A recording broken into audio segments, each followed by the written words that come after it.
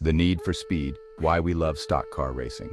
There's nothing quite like the roar of engines firing up on a Sunday afternoon.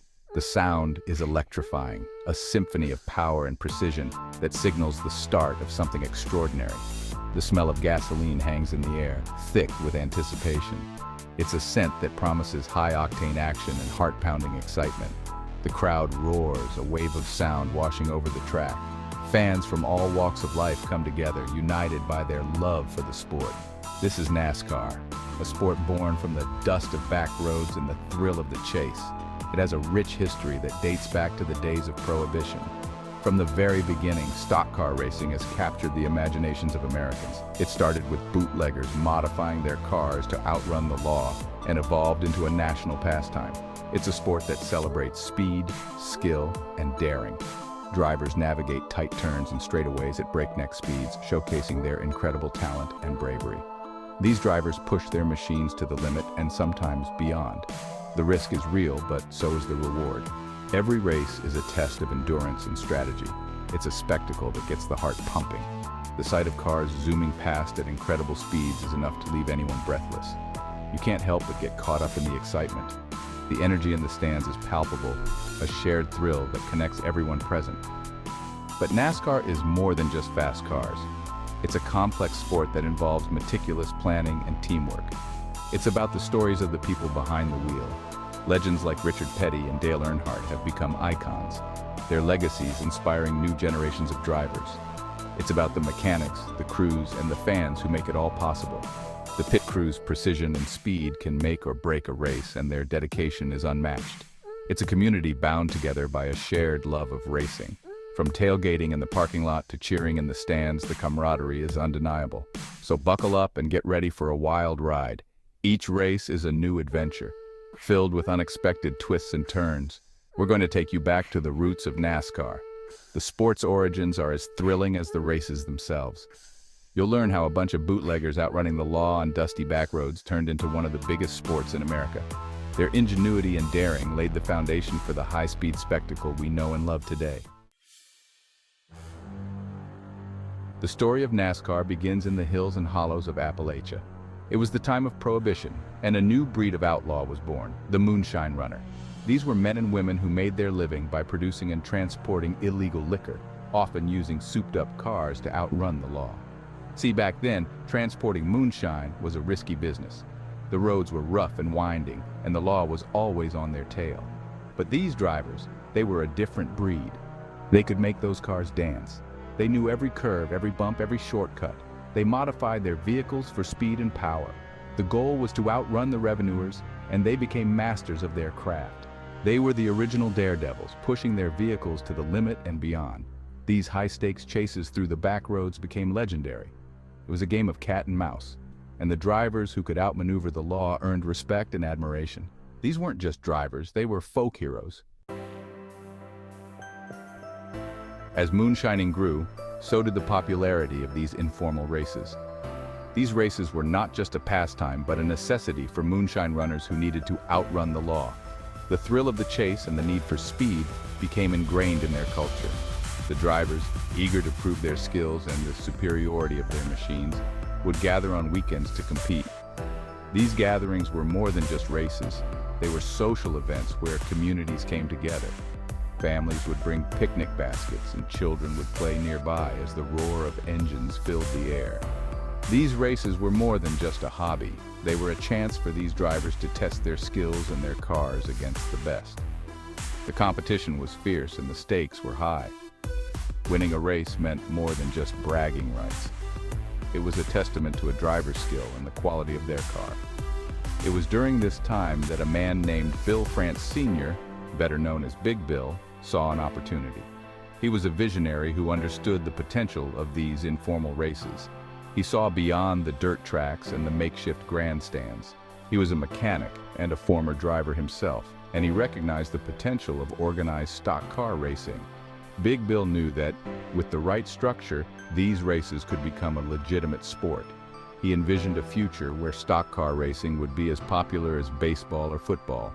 He envisioned a sport that would showcase the talent of these drivers and the power of American automobiles. He believed that the raw power and speed of these cars could captivate audiences across the country. He saw a future where stock car racing would be a national pastime. Big Bill had a vision. He wanted to create something that would last, something that would bring people together. He wanted to take the sport he loved and elevate it to new heights. He wanted to create a unified set of rules, a professional organization, a way to bring these races out of the backwoods and into the spotlight. He knew that for the sport to grow, it needed structure and legitimacy. He wanted to create an organization that would govern the sport and ensure its integrity. He knew these drivers were talented, and he knew the fans would come. He believed that with the right promotion, stock car racing could attract large crowds and generate significant revenue. He saw a future where drivers could make a living from racing, and fans could enjoy a thrilling new sport. In 1947, Big Bill called a meeting with drivers, mechanics, and promoters at the Streamline Hotel in Daytona Beach, Florida. This was a pivotal moment in the history of stock car racing. The meeting was a chance to bring together the best minds in the sport and create a unified vision for the future. Their goal was to create a unified set of rules and regulations for stock car racing. They wanted to ensure that races were fair and that drivers had a clear understanding of the rules. This was the foundation upon which the sport would be built. This meeting marked a turning point. It was the beginning of a new era for stock car racing. The attendees knew that they were part of something special, something that would change the sport forever. It was the moment when a bunch of passionate individuals came together to create something special. They were united by their love of racing and their desire to see the sport grow. This was the birth of NASCAR, an organization that would go on to become one of the most popular and enduring sports in America. Section 4, Daytona Beach, 1948. The first roar. The hard-packed sand of Daytona Beach became the stage for NASCAR's grand debut. On February 15, 1948, the first NASCAR-sanctioned race took place. The roar of those engines, it echoed across the dunes. It was a new era of racing. The race was a three-part event. It consisted of a 40-mile qualifier race on a modified beach and road course, followed by a 150-mile race for the top finishers. The winner of that historic first race was Red Byron, driving a Ford Modified.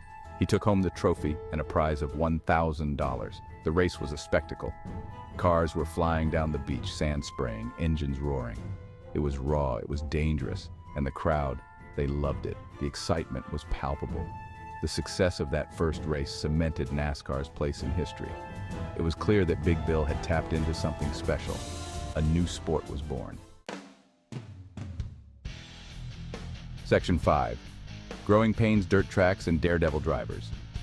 The early years of NASCAR were a time of both excitement and uncertainty. The sport was in its infancy, and every race was a new adventure. Fans flocked to the tracks, eager to witness the thrill of high-speed competition. The atmosphere was electric, filled with the roar of engines and the cheers of the crowd. The sport was still finding its footing, and races were held on a variety of tracks. From the dusty dirt ovals to the makeshift circuits, each venue had its own unique challenges. Drivers had to adapt quickly, mastering the nuances of each track to gain an edge over their competitors. They raced on dirt ovals, converted horse racing tracks, even abandoned airstrips. These tracks were far from perfect, often riddled with bumps and ruts that tested the driver's skills to the limit. The unpredictability of the surfaces added an extra layer of excitement to the races. The cars themselves were far from the sleek machines we see on the track today. They were essentially modified production cars, stripped down to the bare essentials. These vehicles were a testament to ingenuity and resourcefulness, built for speed and endurance. They were stripped-down versions of production cars, modified for speed and durability. Mechanics worked tirelessly to tweak engines, reinforce frames, and make any adjustments that could give their drivers a competitive edge. It was a constant battle between man and machine. Safety features were minimal, and drivers relied on their skill and a little bit of luck to make it through the races. Helmets were basic, seatbelts were rudimentary, and roll cages were often an afterthought. The risks were high, but so were the rewards. Crashes were common. Injuries were frequent. The sight of cars flipping, skidding, and colliding was a regular occurrence. Yet this danger only seemed to add to the allure of the sport. Spectators were drawn to the spectacle, captivated by the bravery and skill of the drivers. But these drivers, they were a different breed. They had a passion for racing that burned deep within them. They were willing to push the limits, to take risks that others wouldn't dare. Their determination and courage set them apart. They raced with a fearlessness that bordered on reckless abandon. Each race was a test of their mettle, a chance to prove themselves on the track. They thrived on the adrenaline, the challenge, and the sheer joy of racing. They were pioneers, forging a new path in the world of motorsports. Their efforts laid the foundation for the NASCAR we know today. They were innovators, constantly seeking ways to improve their cars and their performance. Despite the challenges, NASCAR's popularity continued to grow. The sport captured the imagination of the public, drawing larger and larger crowds to the races. People were fascinated by the speed, the danger, and the personalities of the drivers. The fans were drawn to the raw energy and the down-to-earth nature of the drivers. They felt a connection to these racers, who were often just regular folks with a passion for speed. The camaraderie between the drivers and the fans was palpable. These weren't millionaires in fancy fire suits, they were regular folks, just like the people in the stands. They wore simple gear, often just a helmet and a basic racing suit. Their humble beginnings made them relatable and beloved by the fans. They were approachable, often mingling with the crowd before and after races. This accessibility endeared them to the fans, creating a loyal and passionate following that would help propel NASCAR to new heights in the years to come.